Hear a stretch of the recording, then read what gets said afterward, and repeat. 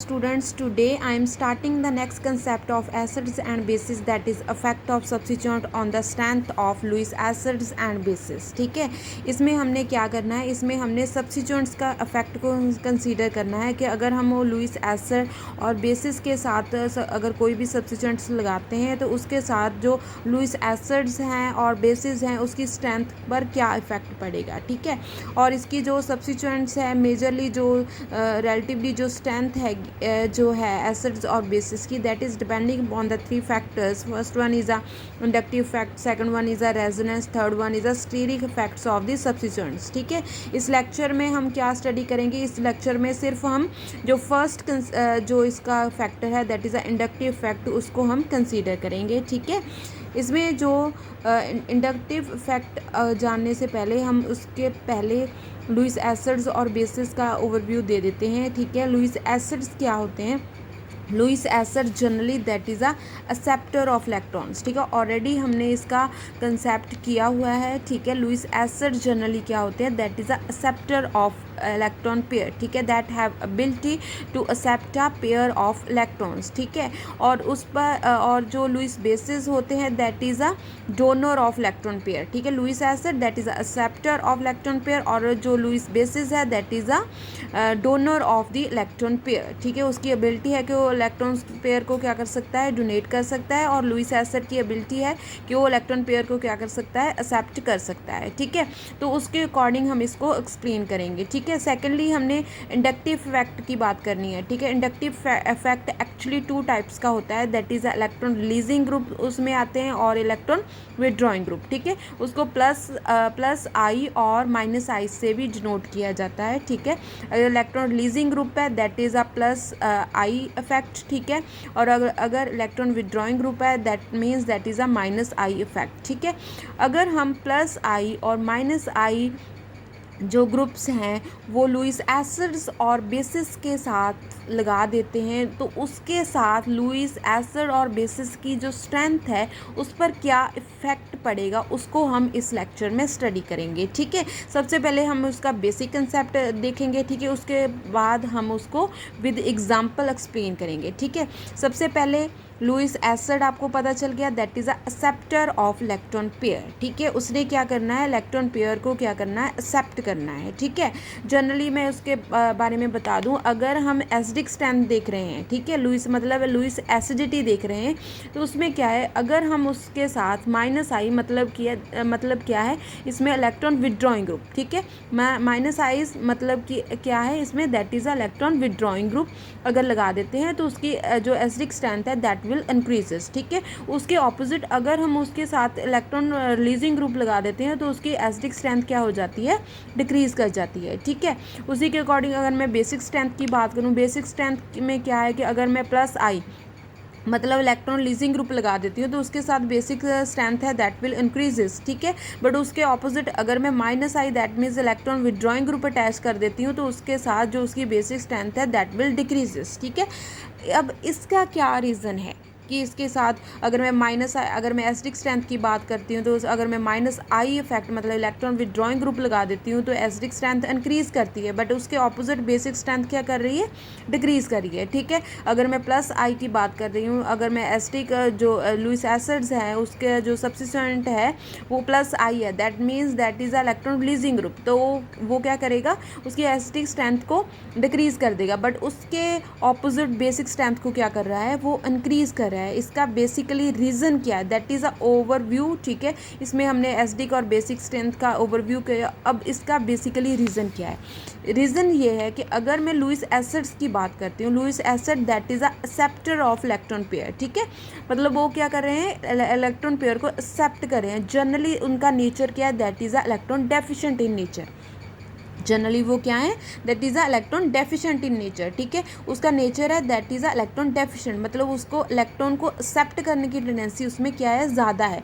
अगर मैं उसके साथ इलेक्ट्रॉन विड्रॉइंग ग्रुप लगा देती हूँ, ठीक है, उसके साथ अगर मैं इलेक्ट्रॉन विड्रॉइंग ग्रुप लगा देती हूँ दैट मीन्स वो इलेक्ट्रॉन विड्रॉइंग ग्रुप उस जो लुइस एसिड है उससे भी इलेक्ट्रॉन पेयर को क्या कर लेगा, विड्रॉ कर लेगा. दैट मीन्स उसकी एसिडिक स्ट्रेंथ क्या कर जाएगी, इंक्रीज़ कर जाएगी. जाएगी, ठीक है। बट उसके ऑपोजिट अगर मैं उसके साथ जो इलेक्ट्रॉन डेफिशिएंट स्पीसीज़ है उसके साथ में क्या अटैच कर दूं, इलेक्ट्रॉन रिलीजिंग ग्रुप अटैच कर दूं, ठीक है। इलेक्ट्रॉन रिलीजिंग ग्रुप अटैच कर देती हूँ तो उससे क्या होगा, उसकी इलेक्ट्रॉन डेफिशिएंसी क्या हो जाएगी, ख़त्म हो जाएगी, ठीक है, कम हो जाएगी, ठीक है। तो उसकी जो इलेक्ट्रॉन पेयर है उसको एक्सेप्ट करने की टेंडेंसी एक तरीके से कम होगी, ठीक है। तो उसका मतलब क्या है, उसका मतलब क्या है कि उसकी जो एसिडिक स्ट्रेंथ है दैट विल डिक्रीजेस, ठीक है। जनरली यही इसका कंसेप्ट है कि इसमें लुईस एसिड जो है that is a acceptor of electron pair.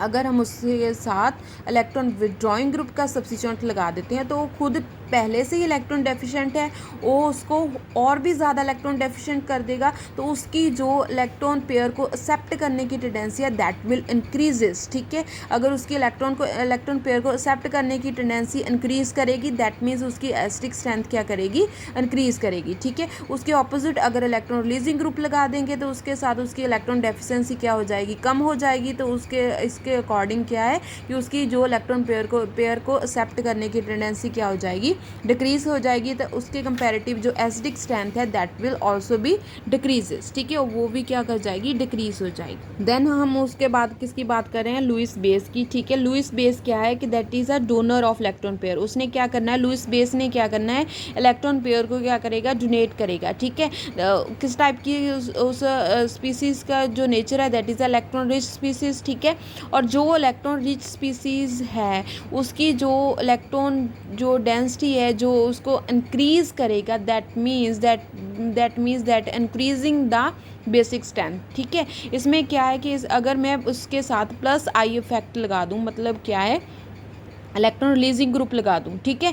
Actually जो लुईस बेस है उसने क्या करना है, इलेक्ट्रॉन पेयर को डोनेट करना है। That means that species should be electron rich, ठीक है। वो क्या होनी चाहिए, इलेक्ट्रॉन रिच होनी चाहिए। और जो फैक्टर्स जो सब्स्टिट्यूट उसकी जो रिचनेस है उसको इंक्रीज़ करेंगे, जहाँ उसकी इलेक्ट्रॉन डेंसिटी को क्या करेंगे, इंक्रीज़ करेंगे। That means that is increasing there basic strength, ठीक है। इसमें क्या है कि अगर प्लस आई इफेक्ट मैं इसमें लगा दूँ, प्लस आई मतलब इलेक्ट्रॉन रिलीजिंग ग्रुप अगर इसके साथ अटैच कर दूं लुईस बेसिस के साथ, तो उसके साथ उसके जो इलेक्ट्रॉन डेंसिटी है और अब हम क्या बोल सकते हैं, उसमें इलेक्ट्रॉन रिचनेस है वो क्या हो जाएगी, इंक्रीज़ कर जाएगी। दैट मीन्स उसकी बेसिक स्ट्रेंथ इंक्रीज़ करेगी। दैट मीन्स उसकी एबिलिटी है जो डोनेट करने की दैट विल इंक्रीजेस, ठीक है।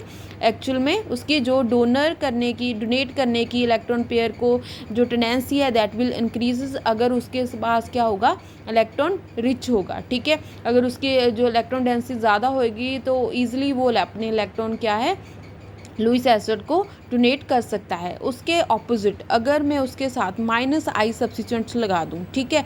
माइनस आई जो है सब्स्टिट्यूएंट्स है that is electron withdrawing group, ठीक है।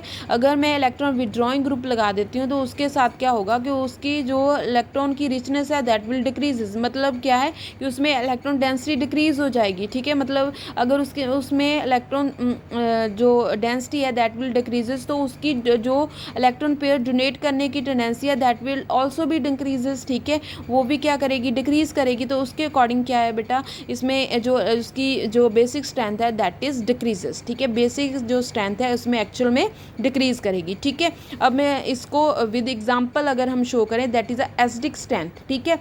एसिडिक स्ट्रेंथ में BF3 उसका जो बेसिक एसिडिक करैक्टर है वो सबसे ज़्यादा है, then BH3, then BME3 trimethyl borane है, उसका जो एसिडिक करैक्टर है वो सबसे कम है, ठीक है। अगर मैं बेसिक स्ट्रेंथ की बात करूँ, बेसिक स्ट्रेंथ में क्या है कि जो ट्राई मिथाइल अमीन है उसकी जो बेसिक स्ट्रेंथ है that will greater as compare to ammonia as compare to NF3, ठीक है। उसको हमने किस बेसिस पे एक्सप्लेन करना है, उसको हमने इंडक्टिव इफेक्ट के बेसिस पे एक्सप्लेन करना है, ठीक है। अगर मैं इसमें बात करूं फ्लोरीन है, ठीक है, हमने इसमें बात करनी है फ्लोरीन की। अब हमने एग्जांपल्स कौन सी ली है, that is tri methyl borane BH3 and BF3, ठीक है। अब हम इसमें क्या दिखाएंगे, इसमें हमने इंडक्टिव इफेक्ट का शो करना है, ठीक है। जो फ्लोरीन है that is electronegative, that means that having a minus I effect, that means that is electron withdrawing group, ठीक है। हाइड्रोजन में ना तो ज़्यादा इलेक्ट्रॉन विड्रॉइंग नेचर है ना ही ज़्यादा इलेक्ट्रॉन रिलीजिंग है, that is a neutral one, ठीक है। और methyl group that is a electron releasing group, ठीक है। That means that increasing the electron density on the boron, ठीक है। और जो फ्लोरीन है that means that reduces the electron density on the boron, ठीक है। बोरॉन ऑलरेडी इलेक्ट्रॉन डेफिशिएंट है due to the 6 set of electrons, ठीक है। इसमें 6 सेट ऑफ इलेक्ट्रॉन्स होने के कारण बोरॉन खुद ही इलेक्ट्रॉन डेफिशिएंट है, that means that is acting as a Lewis acid, ठीक है। और उसकी एबिलिटी है कि वो इलेक्ट्रॉन पेयर को क्या कर सकता है, एक्सेप्ट कर सकता है। तो उसके अकॉर्डिंग अगर मैं फ्लोरीन की बात करूँ, ठीक है, फ्लोरीन की बात करूँ तो fluorine that is electron withdrawing group, that means that withdraw electron from the boron, ठीक है। बोरॉन से इलेक्ट्रॉन विदड्रॉ करेगा तो बोरॉन क्या हो जाएगा, और भी ज़्यादा इलेक्ट्रॉन डेफिशिएंट हो जाएगा। और उसकी जो प्रोटॉन है सॉरी, इसमें इलेक्ट्रॉन पेयर की बात हो रही है, तो इलेक्ट्रॉन पेयर को एक्सेप्ट करने की टेंडेंसी क्या हो जाएगी, इंक्रीज कर जाएगी। बोरॉन की उसके बाद BH3 है, उसकी जो एबिलिटी है दैट विल डिक्रीजेस, ठीक है। और उसके सबसे लीस्ट जो स्टिक स्ट्रेंथ है that is tri methyl boron, क्योंकि बोरॉन जो मिथाइल ग्रुप है that is electron releasing group, ठीक है। वो जो इलेक्ट्रॉन डेफिशिएंसी है बोरॉन की वो उसको क्या कर देगा, रिड्यूस कर देगा, ठीक है। और उसके साथ अगर उसकी इलेक्ट्रॉन डेफिशिएंसी रिड्यूस होगी दैट मीन्स उसकी जो इलेक्ट्रॉन पेयर को एक्सेप्ट करने की टेंडेंसी है दैट ऑल्सो भी डिक्रीजेस, ठीक है।